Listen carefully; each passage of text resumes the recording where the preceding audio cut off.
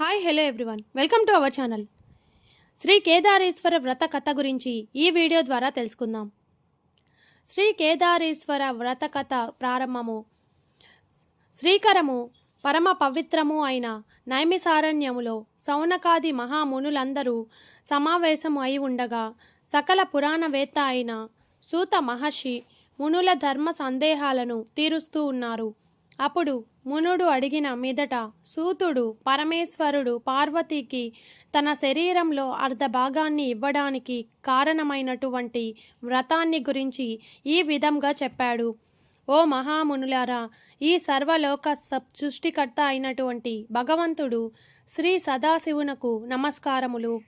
స్త్రీలకు సర్వ సౌభాగ్యాన్ని, భర్త యొక్క గౌరవ అనురాగాలను, సర్వ సంపదలను ఇచ్చే కేదారేశ్వర వ్రతం అనే మహావ్రతాన్ని మీకు వినిపిస్తాను. ఇది పూర్వము చాలామంది ఆచరించి సత్ఫలితాలను పొందారు.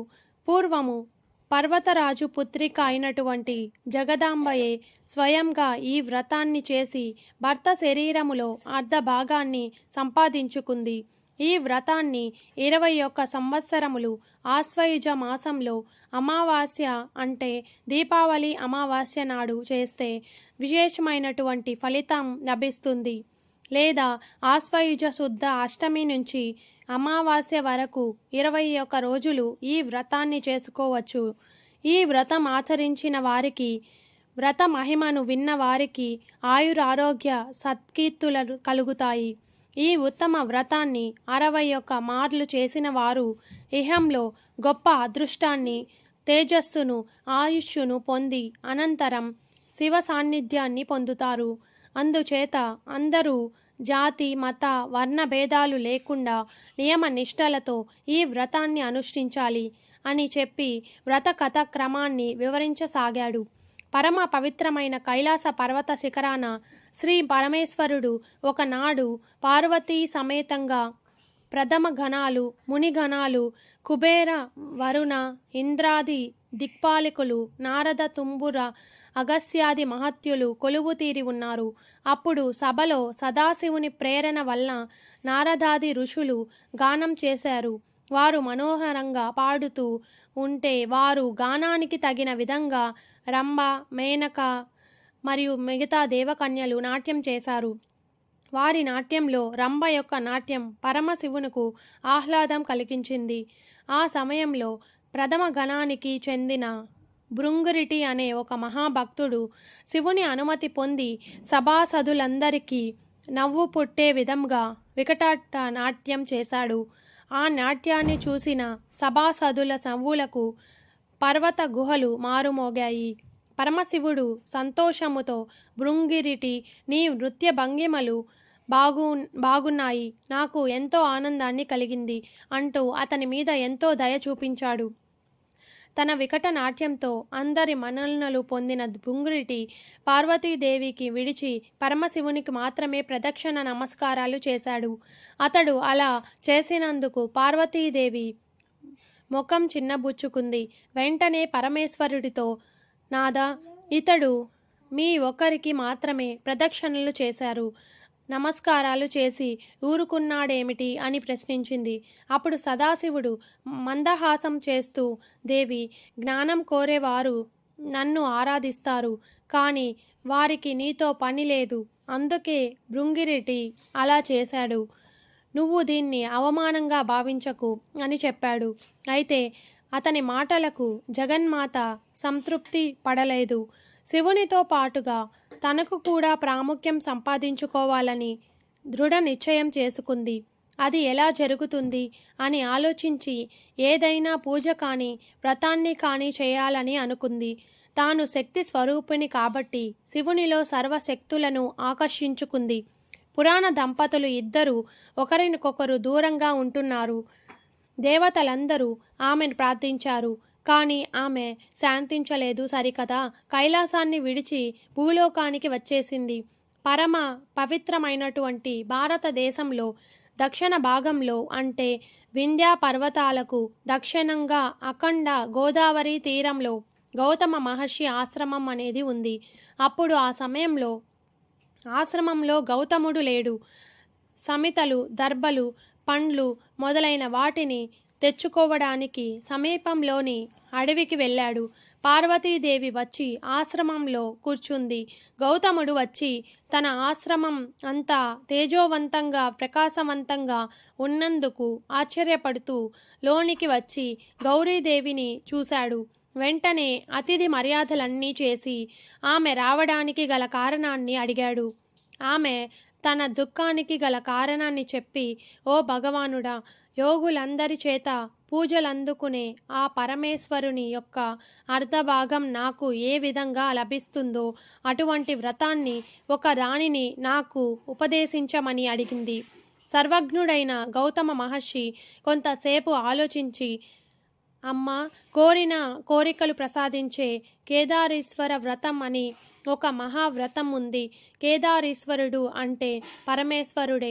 అతనిని ఉద్దేశించి ఆ వ్రతం అనేది ఆచరించు, నీ కోరిక నెరవేరుతుంది అని అనగానే ఆమె, మహాత్మా, ఆ వ్రతం చేసే విధానాన్ని నాకు వివరంగా చెప్పండి అని అడిగింది.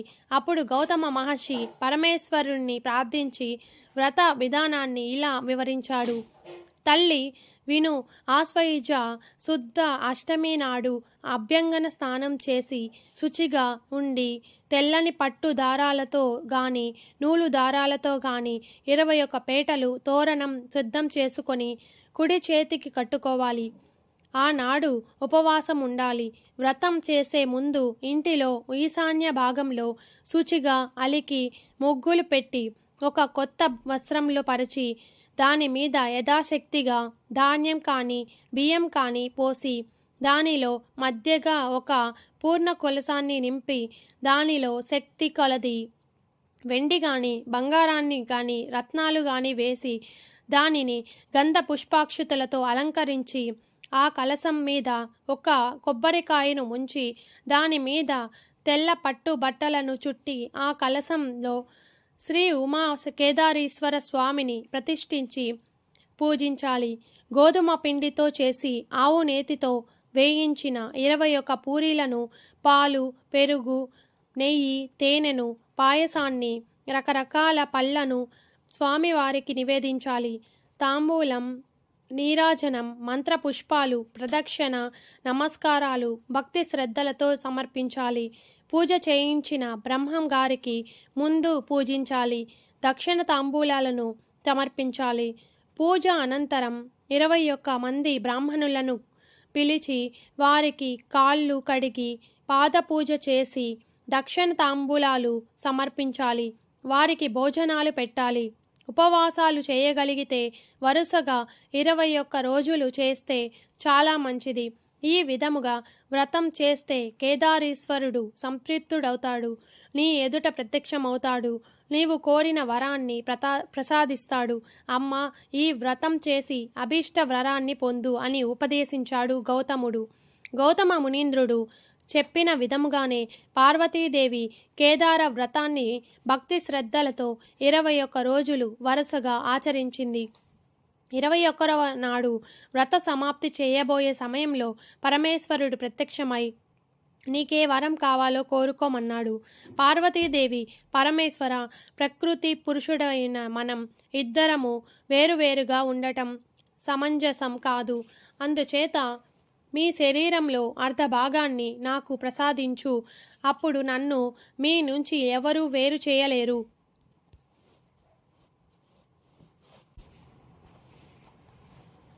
నన్ను మీ నుంచి వేరు చేయడం ఎవరి తరం కాదు అని కోరింది.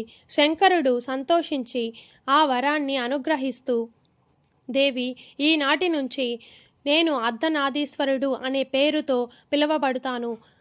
నిన్ను నన్ను ఎవరు వేరుగా చూస్తారో వారికి సర్వైశ్యాలు నశిస్తాయి. అంతేకాదు, ఈ వ్రతం ఆచరించిన వారికందరికీను కోరిన కోరికలు తీరుతాయి అని అంటూ పార్వతీదేవిని తన వామ భాగంలో చేర్చుకున్నాడు.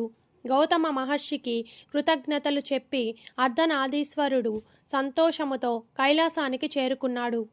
శివభక్తుడైన చిత్రాంగదుడనే గంధర్వుడు ఈ వ్రతాన్ని ప్రచారం చేయాలని సంకల్పంతో నందీశ్వరుని అనుగ్రహం పొంది ఉజ్జయిని నగరం చేరుకొని ఆ దేశపు రాజైనటువంటి వజ్రదంతునికి ఈ వ్రత మహిమను విధి విధానాల్ని చెప్పి అతని చేత ఈ వ్రతం చేయించాడు. వ్రత ప్రభావం వలన రాజు చక్రవర్తి అయ్యాడు.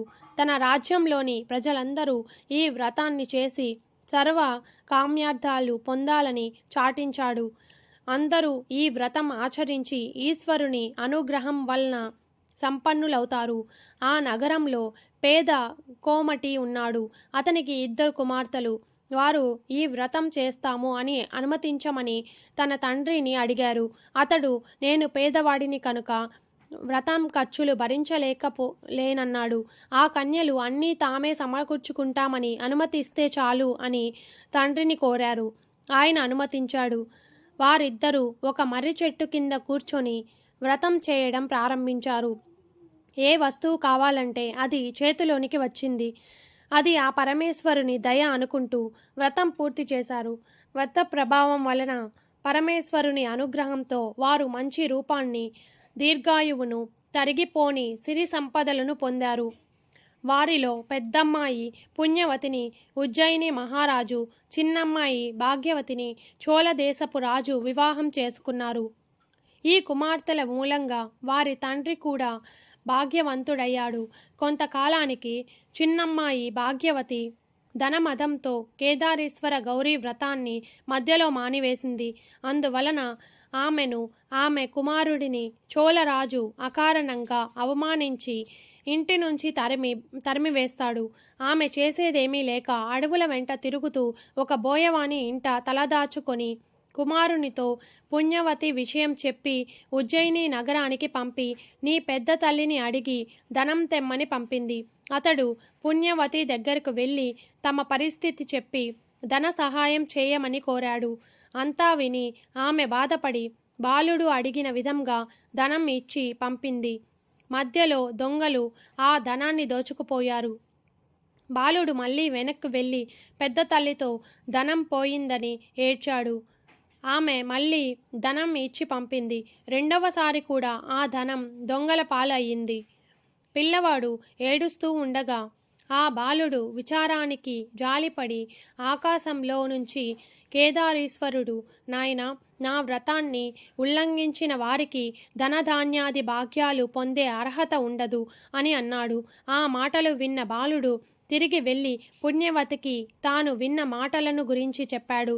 అప్పుడు ఆమె ఆ బాలుడి చేత ఆ వ్రతం చేయించి మీ అమ్మను కూడా ఈ వ్రతం చేయమని చెప్పు అని చెప్పి ధనాన్ని ఇచ్చి పంపించింది.